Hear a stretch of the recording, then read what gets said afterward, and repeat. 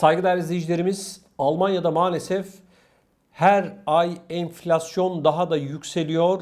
Ekim ayına ait enflasyonun %4,5 olduğu ifade edildi. Bunun anlamı şu: yıllık enflasyonun bu kadar yüksek çıkması vatandaşın cebinin yanacağı anlamına geliyor. Özellikle koronavirüs döneminde başlayan fiyat artışları, markette, çarşıda, pazarda meydana gelen bu fiyat artışları vatandaşın geçinebilmesini daha da zora sokmuş durumda.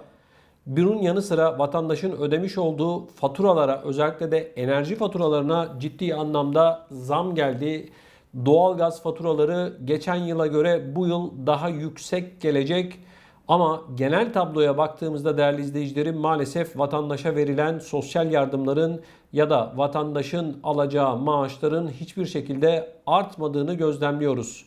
Şu an Almanya'da kurulacak olan yeni koalisyon saat ücretinin 12 euroya çıkartılmasını tartışıyor ama bana göre 12 euro çok komik bir para. Mevcut şartlar içerisinde vatandaşın geçinebilmesi için saat ücretinin asgari 15 euro olması gerekiyor. Aksi halde vatandaş büyük bir sıkıntının içerisine düşecek. Bunun yanı sıra bizleri özellikle Almanya'dan ve Avrupa'nın pek çok noktasında izleyen vatandaşlarımızın bize söyledikleri, yazdıkları, videoların altına yaptıkları yorumlarda ya da Facebook hesaplarımızdan gönderdikleri mesajlarda şunları görüyoruz: vatandaş artık Avrupa'nın eski Avrupa olmadığını ısrarla ifade ediyor. Değerli izleyicilerim, maalesef şu anda Avrupa'da pek çok kişi, daha doğrusu her ailede neredeyse bir kişinin bankaya borcu olduğu ifade ediliyor. Bunun bir diğer anlamı şu: vatandaş kendisini kredi kullanarak, bankalara borçlandırarak bir şekilde ayağına prangayı vuruyor. Geçinebilmek için maalesef böyle bir yola giriyor. Değerli izleyicilerim, Türkiye'den bizi izleyenler daha yakından bilir. Emekliler bankaya borçlu, memurlar bankaya borçlu, işçiler bankaya borçlu. Bunun yanı sıra işsizlik sayısı da her geçen gün artıyor. Vatandaşın cebindeki 3-5 tane kredi kartı artık ödenemez noktaya gelmiş durumda ve maalesef yine Avrupa'da bu borçlanma sayısının da tıpkı Türkiye'deki gibi bu içinde bulunduğumuz koronavirüs döneminde arttığını gözlemliyoruz. Avrupa'da vatandaşın ödeyeceği kiralar arttı, artmaya devam ediyor. Ev sahibi olmak artık neredeyse çok zor. Vatandaş geçen yıl ya da bir önceki yıl 500 bin euro olan bir evi şu anda 700-800 bin eurodan aşağıya alması mümkün değil.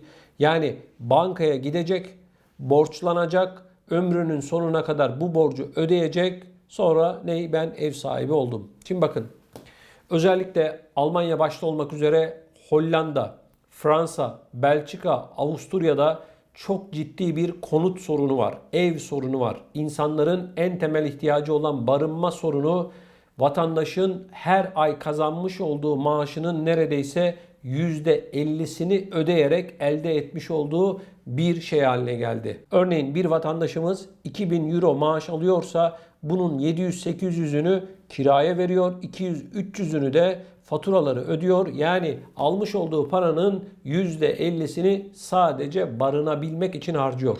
Geriye kalan parayla da geçinmeye çalışıyor. İşte değerli izleyicilerim, tam bu noktada yine bize çok sayıda emekli olan vatandaşımız, Avrupa'da emekli olan vatandaşlarımızın söylemiş olduğu, artık Avrupa'da mevcut şartlar içerisinde emekli maaşıyla sosyal yardımlar olmadan geçinebilmek mucize diyorlar. Çünkü vatandaş 35-40 yıl boyunca çalışıyor. Almış olduğu emekli maaşı 900 bin euro civarında, yaklaşık bu civarlarda. Tabii yüksek maaş alanlar da var ama toplumun bu sadece ufak bir kısmı. Asıl toplumun orta ve alt gelirli olanları sosyal yardımlar olmasa evini geçindirebilmesi, evinde doğalgaz yakması, elektrik yakması bile neredeyse imkansız arkadaşlar. Maalesef tablo her geçen gün ağırlaşıyor. Şimdi bakın değerli izleyicilerimiz, bütün bunlara ek olarak önümüzdeki yıldan itibaren çalışanların maaşlarından Avrupa'nın pek çok ülkesinde daha fazla vergi alınacak. Mesela Almanya'dan örnek verelim. Şu anda koalisyon kurma çalışmaları devam ediyor, görüşmeler devam ediyor. Yapılan bu görüşmelerin birinci maddesi yeni vergiler. Evet, vatandaşa koronavirüs döneminde ödenen paralar vergiyle vatandaştan tekrardan geriye alınacak. Bitti mi? Hayır arkadaşlar. Emeklilerden almış oldukları maaşlardan alınan gelir vergisi daha fazla olacak. İşverenlerden alınan vergiler artacak. İşte yani Avrupa'nın bir taraftan veriyor, bir taraftan da alıyor. Zaten ben hiçbir şekilde Almanya'nın ya da diğer Avrupa ülkelerinin bu sosyal devlet anlayışını anlamış değilim. Diyeceksiniz ki neden? Şimdi sen vatandaşa 1000 euro örneğin emekli maaşı veriyorsun. Vatandaş diyor ki ben bu parayla geçinemiyorum diyor. Sonra vatandaşa sosyal yardım aracılığıyla yine ek paralar veriyorsun. Ben de şunu söylüyorum. Diyorum ki vatandaşı sosyal yardım dilenciliğinden artık çıkartın. Verecekseniz adam gibi bir maaş verin. En düşük emekli maaşı Almanya'da 1500 euro olmak zorunda arkadaşlar. Buna da biz asgari emeklilik maaşı diyoruz.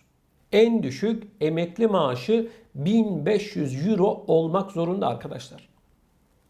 Aksi halde vatandaş koşacak sosyale. Şimdi yeni vergiler gelecek değil mi? Maaşlar düşecek Almanya'da mesela.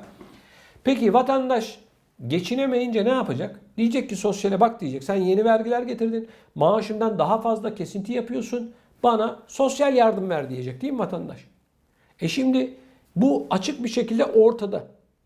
Sen madem öyle neden yeni vergiler getirmenin hesabını yapıyorsun? Yani arkadaşlar bir cebine koyuyor vatandaşın bir cebinden alıyor. Sonra bir daha koyuyor bir daha alıyor. Böyle bir döngü var.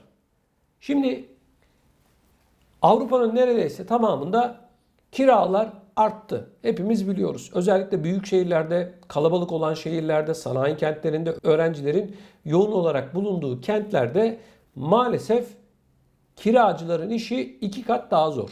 Hele hele o vatandaşımız eğer evinden çıkmak zorundaysa örneğin 600-700 euro kira veriyorsa aynı şartlarda aynı bölgede 1000 eurodan aşağıya yeni bir ev bulması mümkün değil. Sözün özü şu arkadaşlar. Avrupa'da hangi ülkeyi söylerseniz söyleyin. Bir tek amaç var. Vatandaştan daha fazla vergi almak. Ben bunu görüyorum. Anlatıyoruz. Hep şunu söylüyoruz. Diyoruz ki vatandaşa insanca yaşayabileceği bir maaş ver. Bu sosyal yardımları kes. Çocuk parası verme. Kira yardım yapma. Onu yapma. Bunu yapma. Ama insanca bir maaş ver. Bütün Avrupa devletleri vatandaşı kapısında adeta bir dilenci yapmış halde. Kusura bakmayın sosyal yardım alanlara değil bu sözüm. Bu sözüm devlet sistemlerini anlatmak için bu devletleri yönetenlere. Almanya'da 3 kuruş sosyal yardım alacak 50 bin tane evrak doldurman gerekiyor. Ne kağıdı bitiyor ne de küreği bitiyor. Anlatıyoruz buradan. Aylardır, yıllardır anlatıyorum ben. Diyorum ki insanları sosyal yardım dilenciliğinden kurtarın. Bunun için en düşük emekli maaşını 1500 euroya eşitleyin. Çalışma saat ücretini en az 15 euroya çıkartın. Bu tablo uzun yıllardır devam ediyor. Özellikle de son 20 yıldır Avrupa'da geçinebilmek her geçen gün daha da zorlaştı. Görüyorum ki Avrupa gibi zengin bir kıta daha da fakirleşiyor, insanlarını fakirleştiriyor. Eskiye göre kıyasladığınızda Mark döneminde ya da Frank döneminde hangi ülkede yaşıyorsanız eskisi mi daha iyiydi, şimdiki mi daha iyi? Bununla ilgili görüşlerinizi lütfen videonun altında bulunan yorum bölümüne yazarak bizlere iletin. Bu konuyla ilgili yani bu sosyal yardım dilenciliği 1. İkincisi emekli maaşları. 3. Ev kiraları arkadaşlar. Ev fiyatları. Markette, çarşıda, pazarda artan fiyatlar konusunda ne düşünüyorsunuz? Ve Almanya'da açıklanan %4,5'luk enflasyon size neyi hatırlatıyor? Bundan sonrası için hangi sinyalleri veriyor? Bu konuyla ilgili görüşlerinizi lütfen videonun altında bulunan yorum bölümüne yazarak bizlere iletiniz. Biliyorsunuz ben tüm yorumları okuyorum. Bunun yanı sıra sizlerden ricam bizim daha fazla insana ulaşmamız için mutlaka bu yayınlarımızı beğenmenizi rica ediyoruz sizlerden. Kanalımıza hala abone olmadıysanız da mutlaka abone olmanızı bekliyorum.